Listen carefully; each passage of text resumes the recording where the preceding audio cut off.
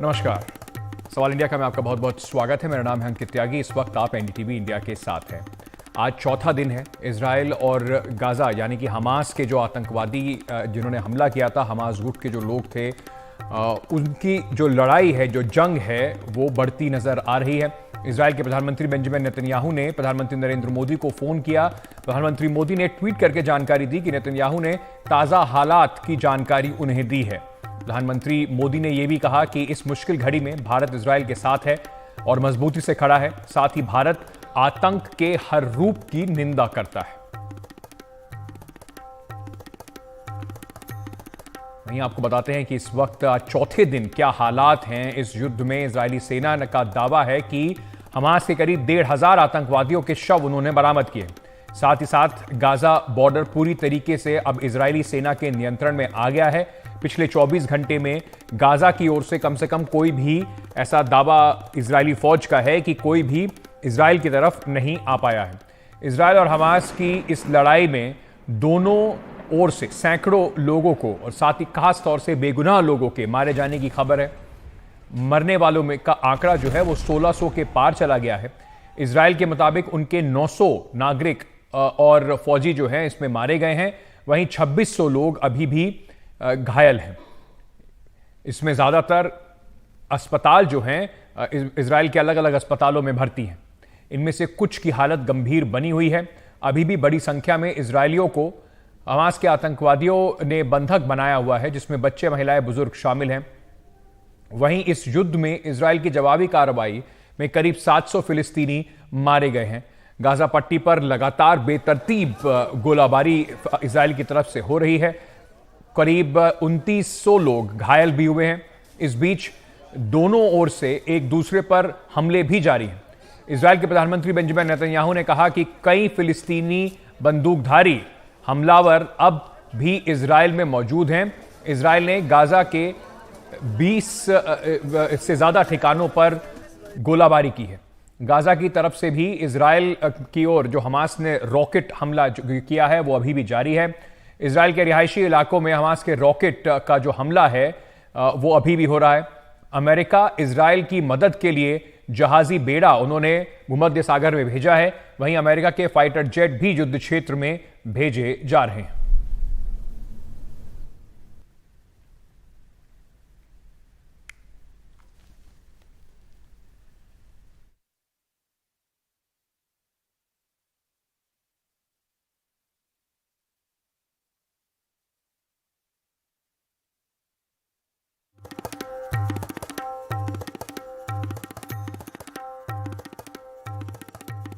जो इस वक्त इजराइल में मौजूद हैं वो इस वक्त हमारे साथ जुड़ रहे हैं। उमा, सबसे पहले आपके पास आना चाहेंगे। काफी मुश्किल जो इस समय का समय है वहां पर, और काफी मुश्किल परिस्थितियों में आपको भी रिपोर्टिंग करनी पड़ रही है, लेकिन इस वक्त आप कहां हैं और क्या हालात अभी भी बने हुए हैं? ये देखिए, मैं दक्षिणी शहर, इजराइल का जो दक्षिणी शहर है एश्कलोन, वहां पर हूं मौजूद। और ये क्योंकि गाजा से लगता हुआ इलाका है, यहाँ से गाजा पट्टी जो है वो 7 से 8 किलोमीटर दूर है, तो बहुत ज्यादा कंसंट्रेशन जो है यहाँ पर हमले का भी रहा है और जो जवाबी कार्रवाई की तैयारी की जा रही है उसका भी गवाह जो है ये इलाका बन रहा है। जो हमारी जानकारी कहती है उसके मुताबिक ये कि न सिर्फ उत्तरी लेबनान से लगने वाली सीमा के आसपास जो इजरायली सेना है उसका जमावड़ा बढ़ाया जा रहा है, उनकी जो मुस्तैदी है, उनका जो डिप्लॉयमेंट है बढ़ाया जा रहा है। बल्कि इधर के इलाके में भी जो उनकी जो मुस्तैदी है वो बढ़ाई जा रही है। और इससे इस बात का अर्थ निकलता है कि आने वाले दिनों में इजराइल जो है वो ग्राउंड जो एक ऑपरेशन है वो भी चलाने वाला है। गाजा पट्टी पर हवाई हमले तो लगातार जारी हैं। अब तक की जानकारी के मुताबिक 200 के आसपास जो हवाई हमले हैं वो किए गए हैं। 200 ठिकानों को निशाना बनाया गया है। इसमें बहुमंजिली इमारतें भी हैं, इसमें मॉस्क भी हैं, इसमें जो सरकारी जो इमारत है वो भी है। और इजराइल की तरफ से दलील दी गई है कि ये वो ठिकाने हैं जहां से हमास के आतंकवादी जो हैं अपनी गतिविधियां चलाते थे। और इसकी जद में आकर बड़ी तादाद में जो सिविलियंस हैं गाजा पट्टी में वो भी इसकी चपेट में आए हैं। तकरीबन 1 लाख के आसपास जो फिलिस्तीनी जो नागरिक हैं वो अपना घर बार छोड़ने को मजबूर हुए हैं। उन्होंने अलग अलग जगहों पर पनाह ली है, जिसमें कि यूएन की तरफ से चलाया जा रहा जो स्कूल है वो भी शामिल है। पहले ये कहा गया था आईडीएफ की तरफ से कि मिस्र के नियंत्रण वाला जो एक क्रॉसिंग पॉइंट है वहां से जो गाजा पट्टी के लोग हैं वो चाहें तो बाहर निकल सकते हैं, क्योंकि उनका ऑपरेशन बहुत बड़ा होने जा रहा है। वहां से बड़ी तादाद में जो फिलिस्तीनी है उन्होंने निकलना शुरू भी किया, लेकिन अब ये जानकारी आ रही है कि उसे बंद कर दिया गया। हालांकि एक दूसरी जानकारी ये भी कहती है कि अब हर दिन सिर्फ 400 फिलिस्तीनियों को इजाजत दी जा रही है कि वो गाजा पट्टी से निकलकर सुरक्षित इलाकों में चले जाएं, और 400 से ज्यादा की तादाद को अभी जो है वो इजाजत नहीं दी जा रही है क्रॉसिंग के लिए। तो 2-3 तरह से सिचुएशन यहाँ पे डेवलप कर रहा है। एक तरफ तो इजराइल की जो जवाबी कार्रवाई है उसकी तैयारी के मद्देनजर जो है वो अहम समय है। दूसरी अहम बात है कि जैसा कि अभी भी एक धमाका सुनाई पड़ा, तो ये जो इलाका है यहाँ पे रॉकेट के जो हमले हैं वो लगातार अब भी चल रहे हैं, और जो एक हॉस्टेज जो क्राइसिस है उसकी जो चुनौती है वो भी अब बरकरार है। एक अहम बात यह है कि हमास की तरफ से कहा गया है कि अगर बिना चेतावनी के सिविलियन इलाकों पे हमला किया गया गाजा पट्टी में, तो वो बंधकों को मारने का सिलसिला शुरू करेंगे, उसको टेलीवाइज करके उसका दृश्य पेश करेंगे। हालांकि इजराइल की तरफ से कहा गया है कि अगर बंधकों को मारा जाता है तो और ज्यादा गंभीर अंजाम जो है भुगतने होंगे। तो ये चुनौतियां हैं जिसके बीच अभी फिलहाल थोड़े वक्त के लिए शांति नजर आती है। कल की बजाय देखें, कल के मुकाबले देखें तो, लेकिन आगे अभी कुछ बहुत यहाँ घटने वाला है। लेकिन जैसे आप बता रहे हैं कि नेतन्याहू ने कहा, जो प्रधानमंत्री हैं इजराइल के, कि जितने लोग यहां से निकल सकते हैं वो निकल जाए। निकलने का रास्ता जो है वो या तो इजिप्ट की तरफ है या इजराइल की तरफ है। इजराइल की तरफ वो आने दे नहीं रहे हैं। इजिप्ट की तरफ अगर 400 लोग ही निकल पाएंगे तो करीब 20 लाख से ऊपर की आबादी है। वहां पर काफी ऐसे लोग भी हैं जिनका हमास से कोई ताल्लुक नहीं है, उनका कोई उनसे मतलब नहीं है। इस तरीके में एक बड़ी ह्यूमैनिटेरियन क्राइसिस भी हो रही है। साथ ही साथ यूनाइटेड नेशंस ने भी कहा है कि इस तरीके से बिजली, खाना, पानी सब बंद करना अमानवीय है। जी बिल्कुल, और यूनिसेफ ने भी जो एक सेफ कॉरिडोर की मांग की है। और जहां तक आपने बात की जरूरी चीजों की, तो किल्लत जो है वो काफी ज्यादा वहां पे बढ़ गई है। वहां के हॉस्पिटल्स जो हैं, खासतौर पे जो फिलिस्तीनी जो हेल्थ जो अथॉरिटीज हैं, उनका ये कहना है कि हॉस्पिटल को काम करना मुश्किल हो रहा है, क्योंकि बिजली नहीं है, और बिजली नहीं होने की वजह से जो जीवन रक्षक उपकरण हैं वो चलाए नहीं जा सकते। तो एक तो स्थिति ये है। दूसरी, खाने पीने की चीजों की जो भारी किल्लत है वो वहां पर उभर कर सामने आ रही है, क्योंकि केरोम सलोम जो कि चेक पॉइंट है जहां से इजराइल की तरफ से तमाम तरह की सप्लाई गाजा जाती थी, वो शनिवार के अटैक के बाद से उसको पूरी तरह से बंद कर दिया गया। और जो ईंधन की सप्लाई है वो भी रोक दी गई। जो पीने का जो साफ पानी है वो भी इजराइल की तरफ से ही गाजा पट्टी को जाता है, उसकी सप्लाई भी जो है वो रोक दी गई है। 23 लाख से ज्यादा की आबादी जो गाजा पट्टी की है वो है। वहां से अगर लाख, 1.5 लाख, 2 लाख लोग निकल भी जाते हैं तब भी एक बहुत बड़ी आबादी जो है वहां बचती है, जिनको खाने पीने की चीजों की जरूरत है, दवा की जरूरत है, और बाकी दूसरी जरूरी चीजों की जरूरत है। तो ऐसे में जब इजराइल ने अपनी कमान पूरी तरह से कस ली है, वो किसी भी तरह का लिवरेज देना नहीं चाहता, और प्रधानमंत्री नेतन्याहू ने यहां तक कहा है कि इस तरह का जवाब दिया जाएगा कि आगे आने वाली पीढ़ियां जो है वो याद रखेंगी।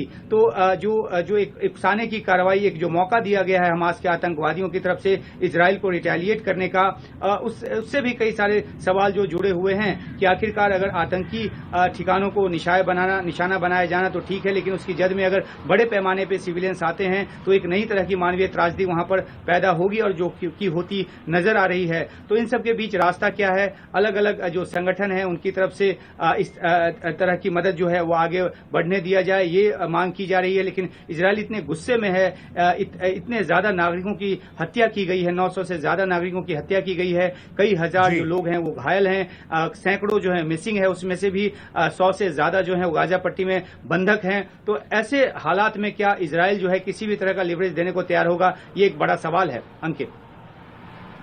उमाशंकर हमारे सहयोगी इस वक्त इजराइल से रिपोर्टिंग कर रहे हैं, बिल्कुल गाजा बॉर्डर जो वहां पर बना हुआ है उसके पास हैं। उमा, अपना ध्यान रखिएगा। उमा लगातार ग्राउंड रिपोर्ट्स भेज रहे हैं, मैं कोशिश करूंगा। उमा, बहुत बहुत शुक्रिया हमारे साथ जुड़ने के लिए। एक एक करके थोड़ी जो उन्होंने सुबह से रिपोर्टिंग हमारे पास भेजी है वो भी आपको दिखाएं। एक नया वीडियो सामने आया है जिसमें हमास के आतंकवादी इजराइल के कई इलाकों में गाड़ी से भागते हुए दिखाई पड़ रहे हैं, लेकिन इजराइल पुलिस के जवान बाइक पर उनका पीछा कर रहे हैं। इस वीडियो को बारे में ये भी कहा जा रहा है कि शायद ये लेबनान की तरफ का वीडियो है। इसकी अभी पुष्टि जो है वो ठीक से करनी बाकी है, लेकिन ये एनकाउंटर का, लाइव एनकाउंटर का वीडियो आया है जिसको इजराइल की पुलिस ने ट्वीट करके बाहर करा है, जिसमें वो दिखा रहे हैं कि किस तरीके से भागते हुए आतंकवादियों के ऊपर इजराइल की पुलिस लगातार गोली चलाकर उनका सामना कर रही है या उनको मौत की घाट उतारा गया है।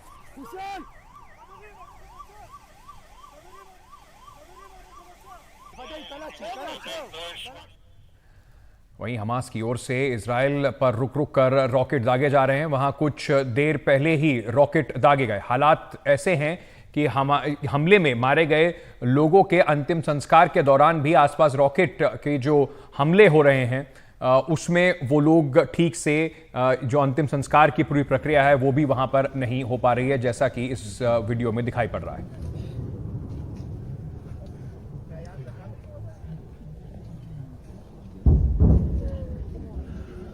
हमास के हमले में बड़ी संख्या में लोग घायल हुए हैं। घायलों का जो इलाज है वो स्थानीय अस्पतालों में चल रहा है। हमारे संवाददाता उमा शंकर सिंह एश्केलॉन शहर के एक अस्पताल में पहुंचे जहां पर बड़ी संख्या में घायलों का इलाज किया जा रहा है। दक्षिणी इजराइल के शहर एश्केलॉन का ये बर्जलाई हॉस्पिटल है और यहाँ बड़ी तादाद में घायलों को लाया गया शनिवार के हमले के बाद, और अभी भी बहुत सारे घायल जो हैं उनका इलाज यहाँ पे चल रहा है। इस इलाके में कई मौतें भी हुई है जिसकी पूरी तादाद जो है वो नहीं बताई जा सकती अभी, क्योंकि जो कोई सूचना है वो अभी उपलब्ध नहीं है। लेकिन यहाँ इतना ज़रूर है कि इस इलाके में जिस तरीके से रॉकेट गिरे और उसमें उसकी जद में जितने लोग आए उनको यहाँ के हॉस्पिटल में लाया गया। दो हॉस्पिटल हैं साउथ के इलाके में। हम बात करते हैं अभिषेक से जो ये बताएंगे कि आखिरकार which are the other hospital and how much casualties reached in those two hospitals? In total, reported there is over 2,000 wounded that reached the hospitals. To the two main hospitals in the south, which is about that where we're at right now, located in Ashkelon, and the second one in Soroka and Beersheba.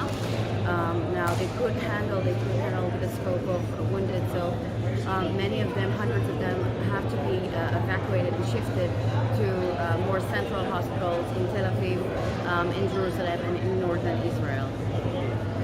तो ये बता रही हैं कि घायलों की तादाद इतनी ज़्यादा थी कि इन दो अस्पतालों में उनका इलाज संभव नहीं था और इसलिए इनको अलग अलग अस्पतालों में ले जाया गया, जिसमें तेल अवीव का अस्पताल जो है वो भी शामिल है। और यहाँ पे वॉलंटियर्स जो हैं वो बड़ी तादाद में जो यहाँ घायल आ रहे हैं, उनके परिजन आ रहे हैं, उनके लिए जो खाने का बंदोबस्त या फिर उनको जो चीज़ें हैं उसका बंदोबस्त जो है वो यहाँ पर किया गया है। और ये सिलसिला शनिवार से यहाँ पे चल रहा है। तो जो एक आपात स्थिति यहाँ बनी है, जो युद्ध जैसे हालात बने हैं और उसमें जिस तरीके से पीड़ितों की तादाद यहाँ पर बढ़ी है, उनको उनकी मदद के लिए लोग वॉलंटियर कर रहे हैं, खुद यहाँ पे इजरायली आकर यहाँ पे श्रमदान कर रहे हैं। और ये इस मुल्क की एक बड़ी ताकत है, क्योंकि जिस तरह के हालात पैदा हुए हैं ऐसे में जो ज़रूरी सेवाएं हैं उस पर खासा असर पड़ा है। और ख़ासतौर पे ये चुनौती तब और बढ़ जाती है जब रह रहकर सायरन की आवाज़ यहाँ पे आ रही हो और लगातार रॉकेट से हमले अब भी जारी हों। तो ऐसे में यहाँ चुनौती और ज़्यादा बढ़ी है और लोग उससे पार पाने की कोशिश कर रहे हैं। एश्केलॉन बर्जलाई हॉस्पिटल से उमाशंकर सिंह, NDTV इंडिया। हमारे सहयोगी इस वक्त वॉर जोन में हैं, वहां से जो रिपोर्ट्स हैं वो भी मैं आपको दिखाऊंगा, पर इस बीच इसके क्या प्रभाव पड़ रहे हैं? क्या अब ये युद्ध जिस तरीके से आगे बढ़ रहा है, क्या पूरे मिडिल ईस्ट पर ये बढ़ जाएगा? इसका विस्तार गाजा पट्टी के बाहर भी होगा? इस पर ज्यादा चर्चा करने के लिए प्रोफेसर किवराज जहांगीर हमारे साथ जुड़ रहे हैं। बेन गुरियन यूनिवर्सिटी इजराइल में विजिटिंग फैकल्टी हैं।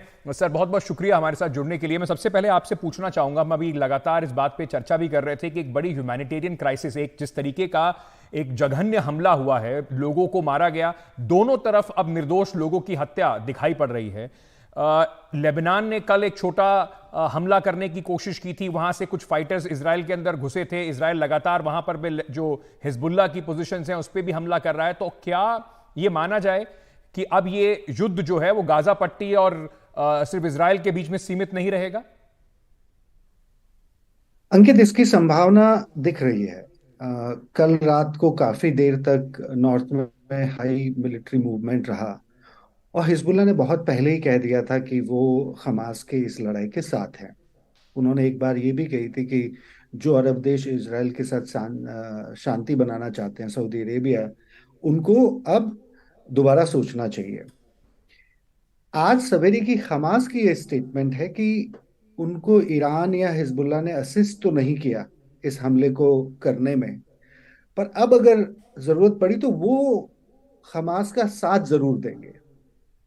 तो ये एक तरह से हमास की मतलब आने वाले दिनों की चिंता है कि इजराइल को डराया कैसे जाए। और चूंकि आपने शुरू में जिक्र किया था इस बात का कि अमेरिका का एक बहुत बड़ा जंगी बेड़ा यहाँ पहुंच चुका है। अमेरिका में दरअसल अमेरिका के कई परिवार हैं जिनके बच्चे यहाँ या तो मारे गए हैं या अभी गाजा में बंदी हैं, और वो अमेरिकन नागरिक हैं। वो बाइडेन से ये कहने की कोशिश कर रहे हैं, उनकी जो पब्लिक है, कि चूंकि अमेरिका के नागरिक बंदी हैं गाजा में, तो अमेरिकी सेना अब इंतजार ना करे किसी और चीज के होने का, और वो खुद उस इसराइल के ग्राउंड ऑपरेशंस को ज्वाइन करे। हम्म। कुल जमा मतलब ये जो जियोपॉलिटिकल जो राजनीति है, ये जाहिर सी बात है बहुत लंबा खींचेगी इस लड़ाई को। पर जितनी मेरी समझ है इस इलाके की अलग अलग राजनीति की, मुझे लगता नहीं है कि ईरान बिल्कुल भी इस हमले के इर्द गिर्द आने की कोशिश करेगा। ईरान ने दरअसल कल एक बड़ी दिलचस्प बात कही, जब ये खबरें आने लगी कि हमास अपने आप इतनी बड़ी तैयारी, इतनी बड़ी ताकत के साथ कैसे घुस आया इसराइल के अंदर, तो कहा जी। गया कि साल भर से ये ऑपरेशन तैयार हो रहा था और ईरान ने बड़ी मदद करी। तो ईरान ने ऑफिशियली कहा कि हमारा इससे कोई लेना देना नहीं है, हम्म। पर हम फिलिस्तीन के लोगों का बड़ा शुक्रिया अदा करते हैं कि उन्होंने इतनी बड़ी कामयाबी हासिल करी अपनी लड़ाई के लिए। तो ये बातें जी। तो बड़ी डरावनी है, पर ये जग जाहिर है कि ईरान का हमास के और इस्लामिक जिहाद के साथ एक लंबा ताल्लुक रहा है। बिल्कुल। तो मुझे लगता लेकिन है कि ताकत देखते हुए इसराइल के साथ अब कोई जुड़ेगा नहीं, मतलब इसराइल के ऊपर लेबनान या ईरान इस लड़ाई को नहीं छेड़ना चाहेंगे। छेड़ना नहीं चाहेंगे, लेकिन वो अप्रत्यक्ष रूप से, जैसे चाहे वो हिजबुल्ला हो या फिर इराकी मिलिशिया हो या सीरियन जो वहां से जो मिलिशिया है या मिलिटेंट्स जो हैं या टेररिस्ट जो हैं, वो अगर इनको जुड़ते हैं, क्योंकि इसको लेकर कई बार ये बड़ी कॉम्प्लेक्स, जैसे आप बेहतर जानते हैं, बड़ी कॉम्प्लेक्स सिचुएशन है। पास में सीरिया है जहां पर इजराइल आईसिस के अगेंस्ट कहकर कहीं हमले करता रहता है। सीरिया को रशिया का पूरा समर्थन है। रशिया अभी तक बार बार ये बात कहता आया है कि इस बीच में कोई और ना कूदे, अमेरिका ना आए। तो अगर कुछ भी एस्केलेशन होता है तो एक बहुत बड़ा व्यापक वैश्विक तौर पर ये एक टेंशन वाली एक हॉटस्पॉट बन जाएगा।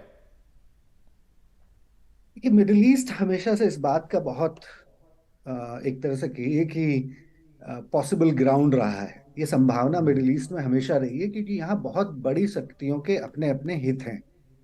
पर अगर आप पिछले 10 महीने 12 महीने की राजनीति देखें, तो उसमें हिजबुल्ला ने बड़ी सारी धमकियां दी, और मुझे लगता है कि जो छुटपुट चीजें वो कर रहे हैं, वो इस बात के लिए कर रहे हैं क्योंकि उन्होंने दावे पहले बहुत बड़े किए थे।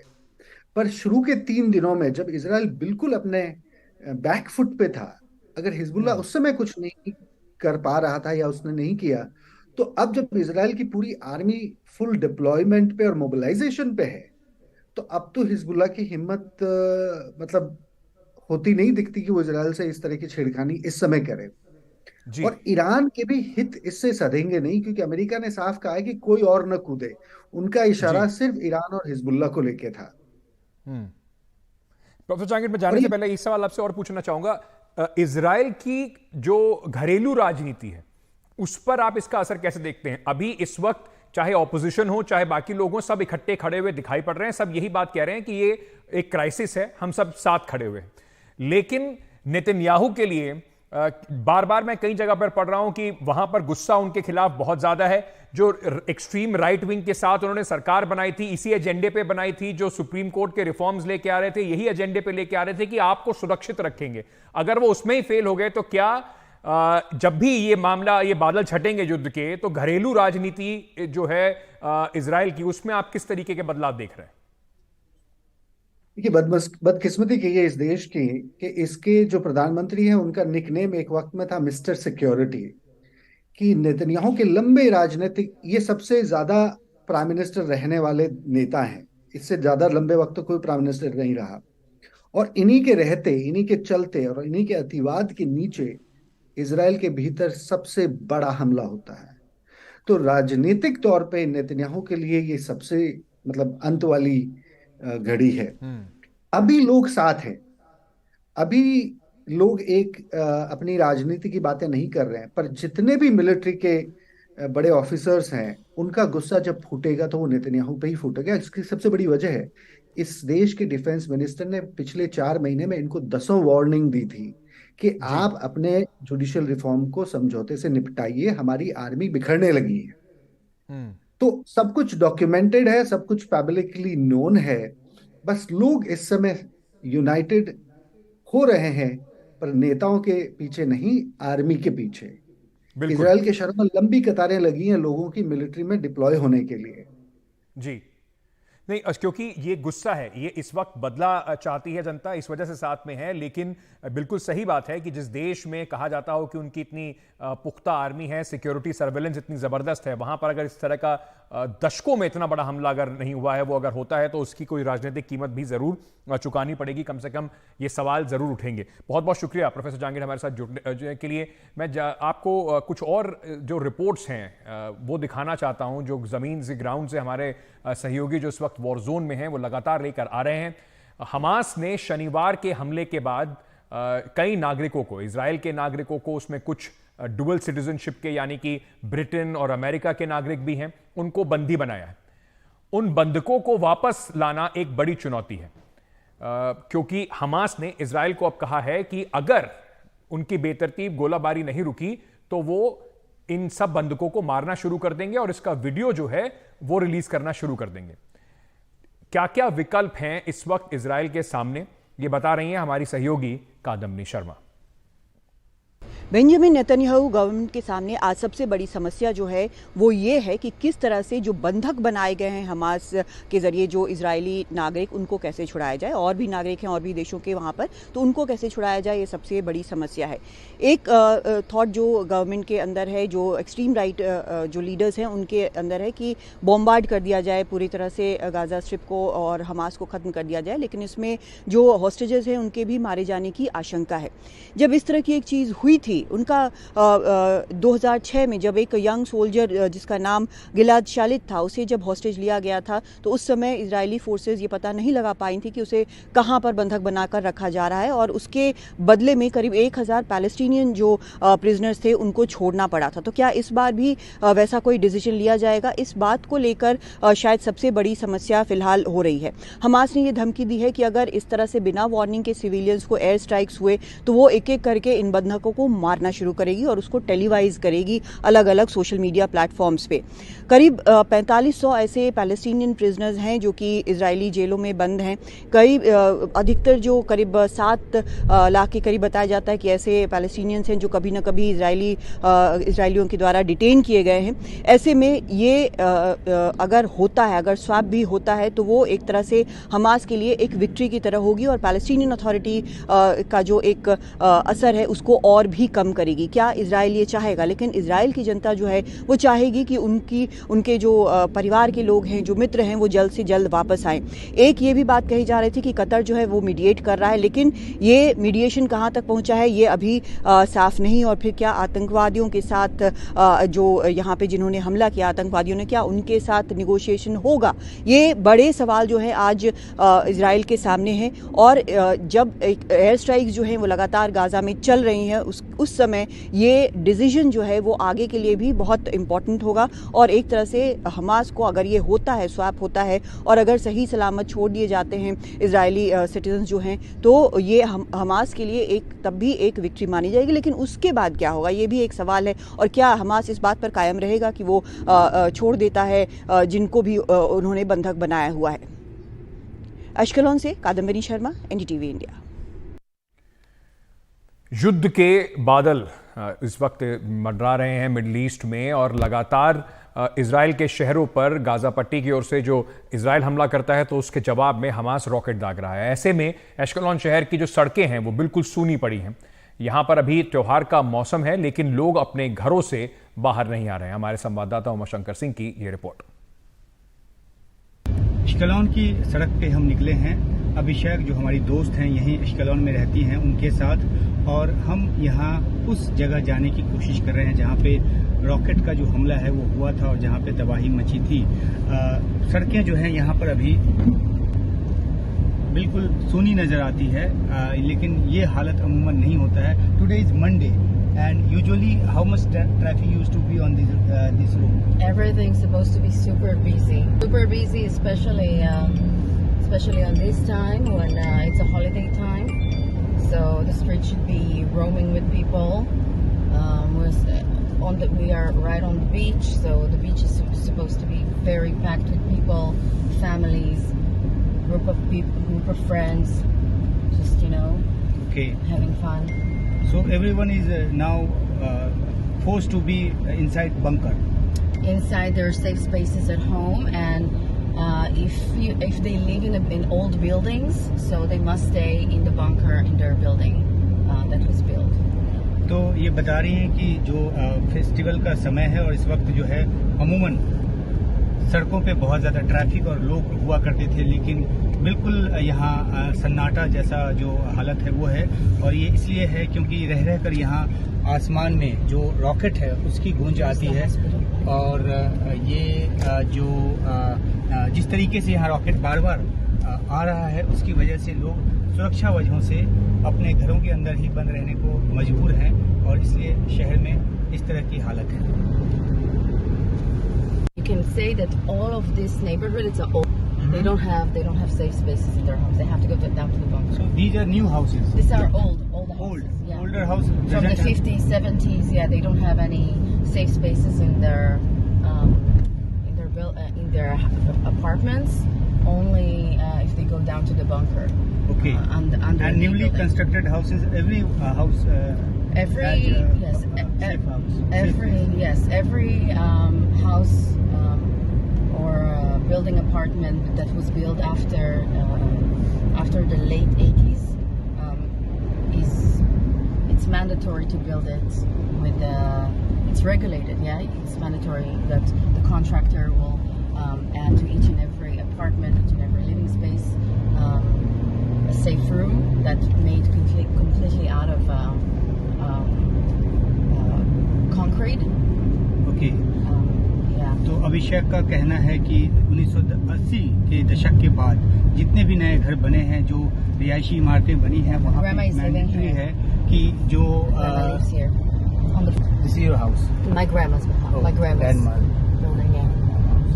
तो 80 के दशक के बाद जो भी घर बने हैं यहाँ पे, उसमें मैंडेटरी है कि सेफ प्लेस होगा। यानी कि जिस तरह से खतरा बढ़ता गया है, जो हमले की जो बारंबारता बढ़ती गई है, उसके बाद ये निहायत जरूरी कर दिया गया है कि हर घर में एक सेफ हाउस हो, और उन्हीं सेफ हाउसेज में अभी तमाम जो लोग हैं वो दुबके हुए हैं, वो वहाँ पर सुरक्षित अपने आप को उन्होंने रखा हुआ है। और इसलिए सड़कों की जो हालत है वो इस तरीके की है, बिल्कुल सन्नाटा है। और इसलिए यहाँ जो कि एक अभी त्योहारों का जो आलम है, उस आलम के बावजूद, उस मौके के बावजूद लोग जो हैं वो सड़कों पे और बाजारों में बिल्कुल नजर नहीं आ रहे। इजराइल और हमास के बीच में युद्ध जो हो रहा है, उससे गाजा में एक बड़ी मानवीय त्रासदी जो है वो बनती दिखाई पड़ रही है। एक बड़ी वहां पर परेशानी लोगों के लिए खड़ी हो गई है। इजराइल पर हमास के हमले के बाद अब यूरोपियन संघ ने फिलिस्तीन को विकास के लिए दी जाने वाली मदद जो है वो रोक दी है। इजराइल जैसे ताकतवर देश से अगर हमास की जिस तरीके की टक्कर देखने को मिल रही है, उसके पीछे फंडिंग जो है कि कहीं ना कहीं उनको उस फंडिंग का गलत इस्तेमाल करके हथियारों को में इस्तेमाल ना करें, इस वजह से ये फंडिंग फिलहाल रोक दी गई है। हमारी सहयोगी जया कौशिक विस्तार से समझा रही हैं इस पूरे जो मूव है ना सिर्फ यूरोपियन यूनियन का बल्कि बाकी देशों का, उससे गाजा पट्टी पर कितना असर पड़ने वाला है। इजराइल हमास युद्ध ने जो रूप अब ले लिया है, सबसे बड़ा सवाल उठ रहा है कि आखिर हमास को फंड कौन दे रहा है, कौन उसकी मदद कर रहा है।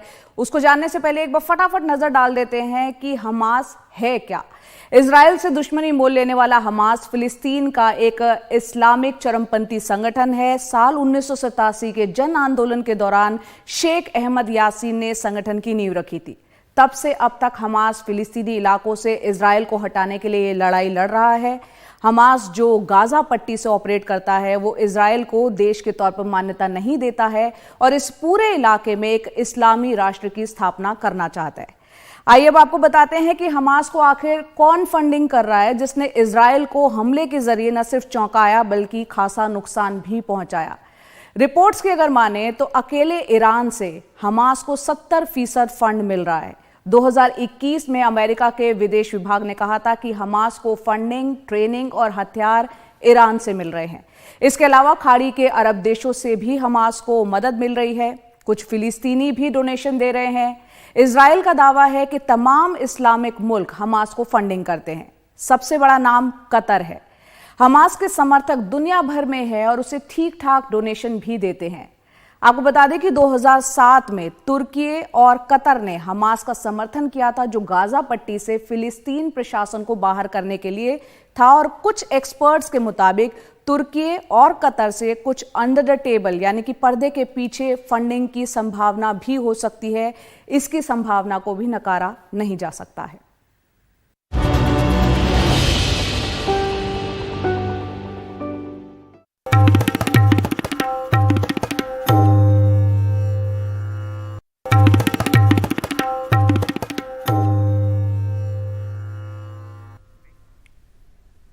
चलिए अब बात करते हैं मध्य प्रदेश चुनाव की, जहां पर विधानसभा चुनावों की तारीख की घोषणा के बाद आज कांग्रेस नेता राहुल गांधी शहडोल पहुंचे और अपनी पार्टी के लिए उन्होंने वोट मांगे। उनके साथ प्रदेश के पूर्व मुख्यमंत्री कमलनाथ और बाकी कांग्रेस के बड़े नेता मौजूद थे। राहुल गांधी ने त्योहारों में जनसभा को संबोधित किया। उन्होंने ये भी कहा कि आदिवासी बहुल इलाके में उन्होंने आदिवासियों के हक की बात कही और जातिगत जनगणना का मसला भी उठाया। राहुल गांधी का बयान सुनने से पहले आपको बता दें कि मध्य प्रदेश में 17 नवंबर को मतदान होगा और 3 दिसंबर को बाकी 4 राज्यों के साथ मध्य प्रदेश के भी परिणाम आएंगे। अडवाणी जी ने कहा था कि मध्य प्रदेश उनकी लेबोरेटरी है, उनका कारखाना है। हिंदुस्तान के किसी और प्रदेश में मरे हुए लोगों का इलाज नहीं होता है, मध्य प्रदेश में मरे हुए लोगों का इलाज होता है और पैसा चोरी किया जाता है। व्यापम में 1 करोड़ युवाओं के भविष्य को बर्बाद किया जाता है, 40 लोगों की हत्या हो जाती है, एमबीबीएस की सीट बिक जाती है और पटवारी बनने के लिए 15 लाख रुपए की रिश्वत देनी पड़ती है।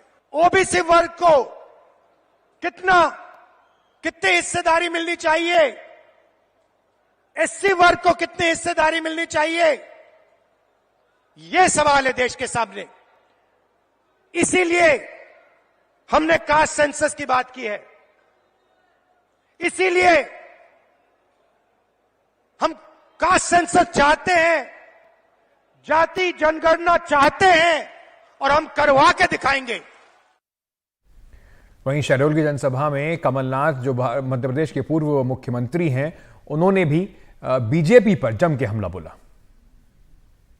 आज मध्य प्रदेश के मतदाताओं ने तय कर लिया है कि इनको विदा करना है और इनको ये बात अब एहसास होने लगी।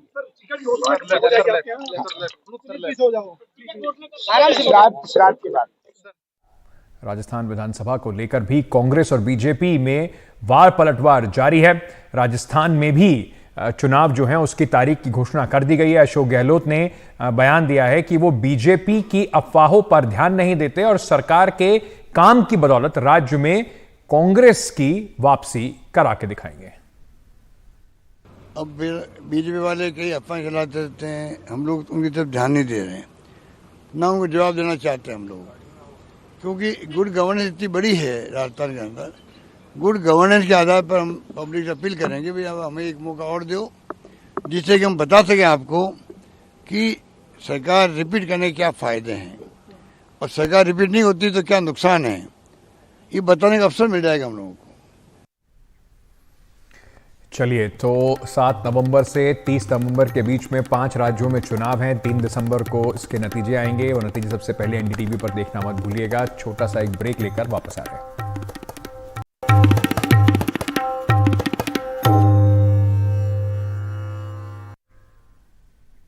दिल्ली शराब घोटाले में आरोपी जो आम आदमी पार्टी के सांसद हैं संजय सिंह, उन पर ईडी की कस्टडी 13 अक्टूबर तक बढ़ा दी गई है। राउज एवेन्यू कोर्ट में आज उनकी पेशी हुई, जहां पर कोर्ट ने फैसला दिया। आम आदमी पार्टी के कार्यकर्ताओं ने संजय सिंह की गिरफ्तारी के खिलाफ विरोध प्रदर्शन भी किया। लोगों ने बहुत अपोज किया उस एप्लीकेशन का कि उनकी रिमांड एक्सटेंशन एप्लीकेशन में जो उन्होंने ग्राउंड्स लिए थे वो बल्कि वो हंसी का पात्र है। लेकिन अब चूंकि एक इन्वेस्टिगेशन एक प्रोसेस है तो इसलिए कोर्ट ने, वो तो और मांग रहे थे, पर कोर्ट ने उन्हें 3 दिन का और समय इन्वेस्टिगेशन के लिए दिया है। तो उन्होंने कहा कि हमें ये मोबाइल फोन नहीं मिल रहा है, ये नहीं मिल रहा है, मतलब वो बहुत ही फिल्म से ग्राउंड था, तो उसमें कोई ऐसी चीज नहीं, वो आप रिमांड एप्लीकेशन में देख लेंगे, पर उसका हम लोगों ने बहुत जम के विरोध किया और सिर्फ उनको 3 दिन की ही फर्दर एक्सटेंशन दिया है। हमारे सहयोगी मुकेश सिंह सेंगर इस वक्त हमारे साथ जुड़ रहे हैं। मुकेश, संजय सिंह को 3 दिन के लिए और ईडी की कस्टडी में रहना पड़ेगा, क्या दोनों तरफ से बातें आज रखी गई, क्यों कस्टडी मिली है ईडी को दोबारा? देखिए, संजय सिंह 5 दिन की ईडी की रिमांड पर थे और आज उन्हें फिर से कोर्ट में पेश किया गया। हालांकि कोर्ट में पेश होने के वक्त उन्होंने मीडिया को कुछ बयान दिया था जिसमें उन्होंने कहा कि ईडी उनको कितनी यातनाएं देती हैं ये देखना होगा। इस पर कोर्ट ने कड़ी आपत्ति जाहिर की और कोर्ट ने कहा कि संजय सिंह जब भी कोर्ट में पेश होंगे उस दौरान मीडिया को बयान नहीं देंगे। तो पहली बात तो यह है। इसके बाद कोर्ट ने संजय सिंह की 5 दिन की और रिमांड मांगी और कोर्ट में ये कहा कि जो संजय सिंह हैं वो जांच में सहयोग नहीं कर रहे हैं, उनके पास से जो मोबाइल का डेटा मिला है उस डेटा के बारे में वो जानकारी नहीं दे रहे हैं। उनका जो करीबी है सर्वेश मिश्रा, वो भी पूछताछ में सहयोग नहीं कर रहा है और जो सर्वेश मिश्रा है उसको भी पूछताछ के लिए दोबारा से बुलाया गया है। हालांकि एक बार उससे पहले पूछताछ हो चुकी है। इसका संजय सिंह के वकीलों ने कड़ा विरोध किया। उन्होंने कहा कि कस्टडी की ज़रूरत नहीं है, कस्टडी तब मांगी जाती है जब जांच एजेंसी के पास कोई पुख्ता सबूत हो, वो कोई पुख्ता आधार हो।